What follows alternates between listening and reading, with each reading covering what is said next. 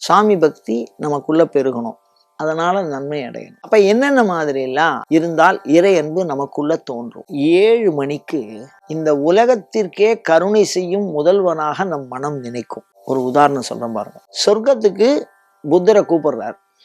அந்த சொர்க்காதிபதி இந்திரன் வந்து கூப்பிடுறான், நீங்க நிறைய பேருக்கு நன்மை பண்றீங்க, அதனால உங்களுக்கு சொர்க்கம் அளிக்கப்படுகிறது அப்படின்னு. ஆனா அவர் சொல்றார், இந்த உலகத்துல ஏகப்பட்ட பேர் கஷ்டப்பட்டு இருக்கா, அவளையெல்லாம் விட்டுட்டு நான் வந்து தனியா இந்த சொர்க்கத்தை அனுபவிக்கிறதுக்கு விருப்பம் இல்லை எனக்கு.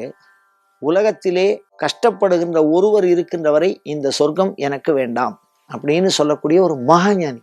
இந்த மாதிரி ஒரு புத்தரின் மனநிலையை ஒத்ததாக 7 மணிக்கு நம்மளுடைய மனது இருக்கும். ஆனா 7:45 பார்த்தீங்கன்னா அது வந்து யாரையாவது ஹிரண்ய கசிபு அவதாரம்னு சொல்லுவாங்கல்ல, அதாவது ஒரு மனிதனை வந்து ஒரு அரக்கனை மடியில வச்சுட்டு சிங்க முகத்தினால அவன் குடலை உருவி மாலையா போட்டு அவனை முழுக்க திங்கிறது. அந்த மாதிரி மனநிலைக்கு நாம் மாற்றப்படுகிறோம். 7 மணிக்கு இப்படி இருக்கும், 7:45 முற்றிலும் மாறிவிடுவோம்.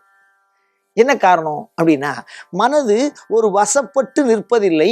மிக உயர்ந்த தன்மையா யோசிச்சுட்டு இருக்கும், அடுத்த நிமிஷம் மிக தாழ்ந்த தன்மையை யோசிக்கும். இப்படிப்பட்ட மனநிலையால் இறை அன்பை தொடர்ந்து நிலை பெறச் செய்ய முடியாது.